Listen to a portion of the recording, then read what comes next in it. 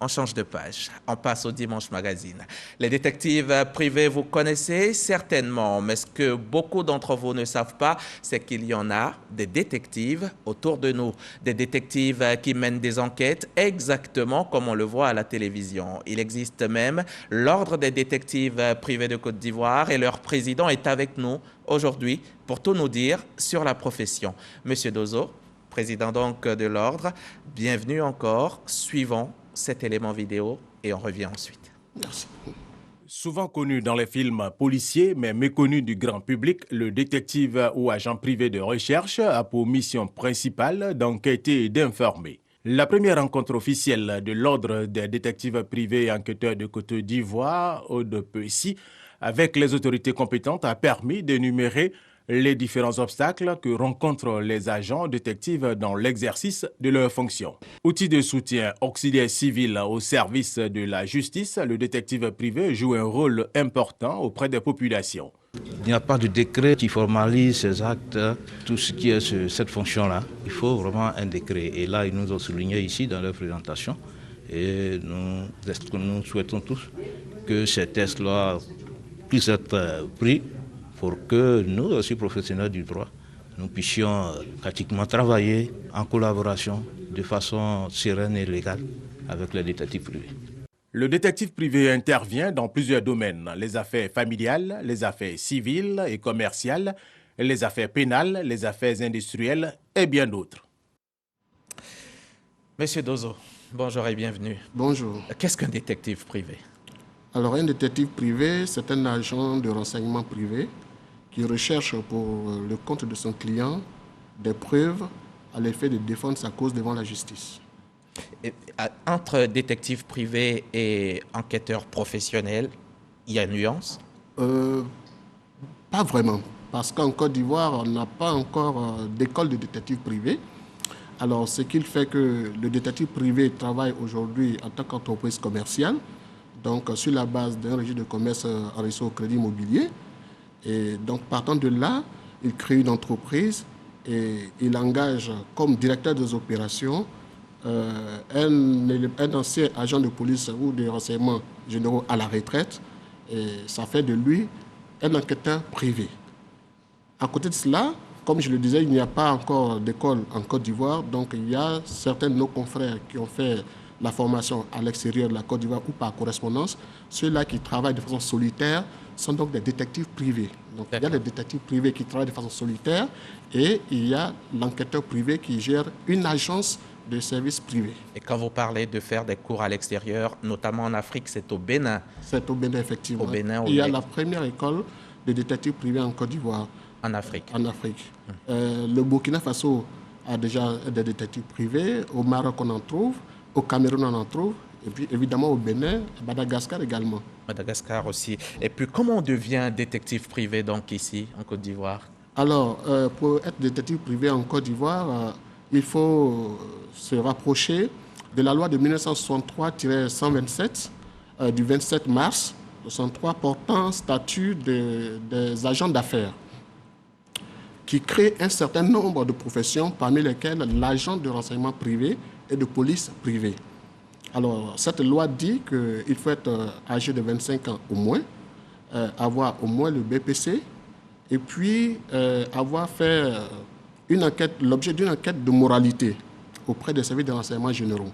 Et puis, bien entendu, être inscrit au crédit immobilier avec pour objet détective privé. Donc, à ce moment, vous pouvez créer une agence de détective privé. Mais vous n'avez pas un fondement juridique en tant que tel? Évidemment, il y a un fondement juridique. La loi a déjà prévu la fonction. Mais est-ce qu'un décret d'application a été... Il n'y a pas encore de décret d'application. Ce décret d'application est en cours, on l'espère, et qu'il va venir très bientôt. Vous l'espérez. Qu'est-ce que vous faites pour qu'il arrive, ce décret? Alors, pour l'heure, l'Ordre des détectives privés a prévu un livre blanc pour faire un état des lieux qui a été transmis au gouvernement pour dire que depuis 1963, il y a des détectives privés en Côte d'Ivoire et qui travaillent. Donc, un état des lieux a été fait. Donc, le gouvernement ne le savait pas, vous voulez dire? Le gouvernement, certainement, n'avait pas l'état des lieux. Nous attirons leur attention sur le fait qu'il y a une profession qui existe en Côte d'Ivoire depuis 1963, mais qui n'a pas un mode de fonctionnement. Alors, donc, on a attiré leur attention dans ce livre blanc. Qu'est-ce qu'il contient, ce livre blanc? Alors, l'état des lieux, d'accord. L'état des lieux. Oui. Il contient la clé de répartition des détectives privés sur l'étendue du territoire ivoirien. Et en plus de cela, nous avons édité un code de déontologie pour dire également comment le détective privé doit se comporter vis-à-vis de son client. Pour le simple fait qu'il n'y ait pas à ce jour un décret d'application, il faut naturellement respecter dans la profession les lois en vigueur en Côte d'Ivoire. Donc, comme on le dirait, le détective privé ne peut pas faire n'importe quoi. C'est pour cela que ce code de déontologie... Il y en a même qui pensent que vous travaillez dans l'illégalité, vu qu'il n'y a pas encore ce décret d'application. Bien sûr, beaucoup le disent, et c'est la mission de l'ordre. La mission de l'ordre, c'est d'abord de faire un recensement de tous les détectives privés qui sont en Côte d'Ivoire. Ensuite, de les sensibiliser pour dire aux détectives privés, attention, il faut travailler selon les lois en vigueur. On ne peut pas, par exemple, faire de la filature. C'est ce que tout le monde connaît du détective.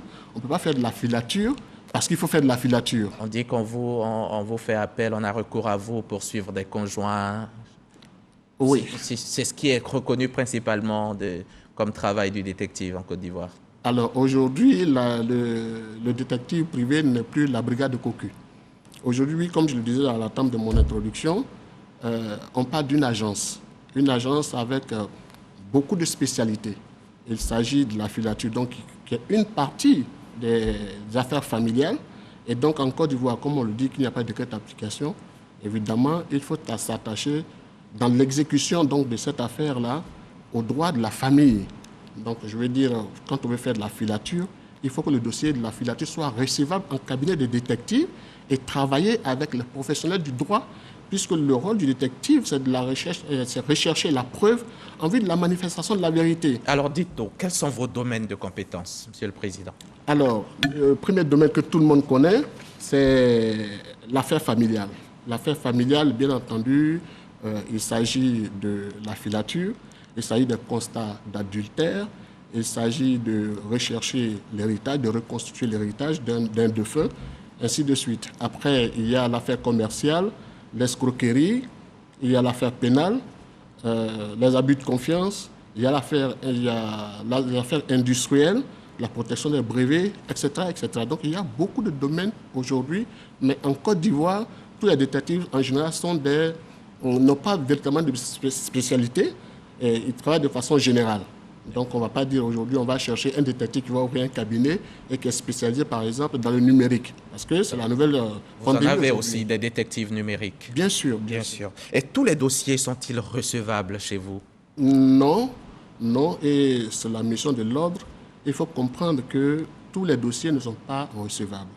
Alors dans l'imaginaire de la population, le détective c'est celui qu'on va voir, c'est le spécialiste de la preuve, qu'on va voir pour obtenir de façon illégale ou même par tout autre moyen des preuves. Ce n'est pas vrai. Ce n'est pas vrai. Tous les dossiers ne sont pas recevables parce que pour qu'un dossier soit recevable, il faut qu'il soit légitime et légal. Le dossier tire sa légitimité du fait qu'il y ait un contrat entre l'agence du détective et le client. Il faut que le client soit formellement identifié. Il faut qu'il y ait un contrat de mandat. Et la légalité tient du fait que le client qui vient vous solliciter pour une enquête doit prouver un élément de droit, soit une convocation, un avis de recherche de quelqu'un qui le recherche depuis longtemps, ou un divorce en cours. Voilà, pour un divorce. Alors, je vais dire simplement qu'on ne peut pas venir voir un détective pour dire je suis à Mankono. Je m'appelle Yao Kwasi, voilà, chef de plateau à la RTI, et je veux que vous suiviez mon épouse. Tout à fait. C'est pas possible. C'est pas possible. Il n'y a aucun lien de droit entre ce que vous nous demandez et l'exécution, parce que vous allez atteindre à la vie privée de quelqu'un sans qu'on le demande. Donc, tous les dossiers ne sont pas recevables. D'accord. Comment ça se fait une mission? Alors, une mission, comme je vous le disais, il faut déjà recevoir le dossier, il faut qu'il soit conforme. Conforme, d'accord. Donc, si c'est un dossier pénal, on va dire n'importe quoi, Monsieur X a été escroqué par un tiers, il a porté plainte à la gendarmerie, etc. Et depuis 2 ans, il n'arrive pas à le retrouver. Il vient voir un détective privé. Donc quand il vient, Un contrat de mandat est rédigé après avoir vérifié que ces deux éléments-là sont conformes. La mission du détective privé, c'est de rentrer en contact avec l'officier de police judiciaire qui a le dossier. Ça, c'est dans le cadre du dossier pénal. Et c'est aussi à lui que vous remettez votre rapport d'enquête. Ce n'est pas évident, ce n'est pas bien de lui remettre le rapport parce que le détective privé est tenu au secret professionnel. Bien sûr. Alors que le client qui vient, c'est un citoyen lambda, il vient exposer sa situation avec beaucoup d'émotions. Donc, si vous lui donnez des affaires sensibles, des informations confidentielles, il peut le laisser dans le domaine public et ça peut porter préjudice. À Donc, qui vous remettez votre il faut rapport? remettre le rapport à un professionnel du droit. Dans le cadre de l'affaire pénale, il s'agit de remettre le rapport à l'officier qui a le dossier ou bien à l'avocat qui a sollicité, par exemple, une enquête de filature dans le cadre d'un divorce à tort. Parce que dans tous les cas, ce n'est pas le client qui aura besoin de preuves. Les preuves doivent être recevables devant la justice. Donc le détective privé ne peut pas faire n'importe quoi, c'est pour cela qu'il discute peut-être avec l'avocat et le notaire pour orienter la mission qui lui est confiée. Donc on ne peut pas aller prendre des photos dans la rue sans un ordre de justice. Je veux dire, c'est la mission du détective aujourd'hui. Sinon, vous serez frappé par le coup de la loi. Tout à fait. Et est-ce qu'un détective, vous n'êtes pas, dans ce cadre-là, des concurrents aux forces régaliennes?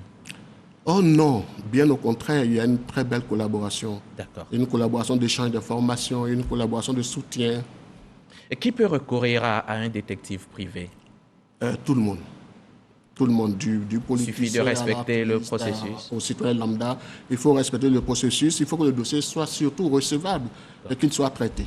Il faut retenir à la fin que le travail, la mission qui est confiée au détective, le résultat n'appartient pas au client, appartient aux professionnels du droit. D'accord. Voilà. D'accord. Et combien coûte une mission chez vous? Oh, Ils sont beaucoup à se demander, je suis sûr, qui regardent. Non, c'est une question qui revient très souvent, mais comprenez qu'il n'y a pas un prix fixe pour une mission. Tout est question de l'étude que nous faisons du dossier. Évidemment, si vous cherchez dans le cadre d'une filature un VIP entre guillemets, quelqu'un qui a un salaire de 7 chiffres, que vous devez suivre pendant un mois, il est sûr que pour suivre ce genre de personnes, il va falloir mettre beaucoup d'argent dans la mission que quelqu'un qui va, par exemple, dans un petit maquis. D'accord. Des détectives, il y en a en Côte d'Ivoire. Vous êtes au nombre de 200 à peu près. C'est ça. Et parmi vous, officiellement, il n'y a qu'une femme. Tout à fait. Et une seule femme. Et Je salue ce midi d'ailleurs. D'accord, merci. Et puis, le détective peut-il arrêter une mission quand ça lui chante comme ça? Non, pas que ça lui chante, mais le détective peut arrêter la mission quand il se rend compte que pendant l'exécution de la mission, l'objectif premier pour lequel il a été commis a changé. On va dire que M. X est venu faire une enquête de moralité pour, par exemple, des fiançailles, alors qu'en réalité, pendant la mission, on se rend compte que c'est tout autre chose. Le détective a l'obligation d'arrêter la mission et le client a l'obligation de payer l'intégralité de la facture qui lui a été proposée. Il faut dire que votre mission, vous pouvez les accomplir ici en Côte d'Ivoire comme en dehors. Bien sûr, bien sûr. On À peut les accomplir à l'international. l'international comme en Côte d'Ivoire. Est-ce que les indices de la police peuvent être considérés comme des détectives? Bien sûr, on peut les considérer comme des détectives, mais encore faut-il qu'ils rentrent dans le cadre légal que nous sommes en train de mettre en place. D'accord. Comment on vous contacte? Sur un site internet, l'ODPC www.odpc.com et sur notre numéro de téléphone, le 25 22 00 82 52. D'accord. Merci beaucoup. Et puis, il faut dire, votre décret d'application n'a pas encore vu le jour, mais l'ordre existe avec des missions. Rappelez-nous-en deux missions de l'ordre. Alors, affaires familiales et affaires pénales. Affaires familiales, affaires pénales, et on peut vous contacter pour ces deux cas-là. Et votre souhait, c'est donc que l'État encadre le métier, Tout à fait. réglemente la profession. Tout à fait. D'accord. Et pour cela, vous êtes avec nous aujourd'hui. Vous avez rencontré déjà le Sénat, l'Assemblée nationale, le Conseil économique, social, environnemental et culturel, et puis bien d'autres. Bien sûr, on a, de façon institutionnelle, il y a eu déjà beaucoup de réunions avec les autorités. Ailleurs, le détective est sous la responsabilité du ministère de l'Intérieur. Alors, quand on a fait les premières démarches et que nous avons écrit aux plus hautes autorités, notamment la primature, on a été dirigeanté vers le ministère de l'Intérieur et nous avons établi beaucoup de contacts. Nous avons eu plein de séances de travail. On a également rencontré des autorités politiques, institutionnelles. avec la Direction générale de l'administration du territoire. Et donc nous attendons. On nous a même demandé de faire de la proposition de décret et au moment où on vous parle, cette proposition est sur le bureau du ministre de la Justice. On espère que dans ces temps à venir, ça sera chose faite. Rappelez-nous votre contact. Il y en a qui n'ont pas pu prendre note. Alors, on peut nous joindre au 25 22 00 82 52. Merci. Ou sur www.odpci.com. Merci, M. Dozo. Merci. Narcisse Dozo, président de l'Ordre des détectives privés et enquêteurs professionnels de Côte d'Ivoire. Je rappelle que vous êtes venu nous parler de votre métier d'enquêteur privé. Les populations savent maintenant que vous existez. Elles savent aussi comment et pour quel dossier on peut recourir à vous. Merci d'avoir accepté notre invitation. On vous laisse aller poursuivre vos enquêtes. Merci. Merci à vous aussi, chers téléspectateurs. J'espère que vous avez pris plaisir à suivre ce premier Dimanche Magazine de 2022. Les belles choses, il y en aura encore et encore sur RTI 1 tout au long de cette année. Je reviens chez vous mercredi à 13h, bien sûr, si vous le voulez bien. D'ici là, santé.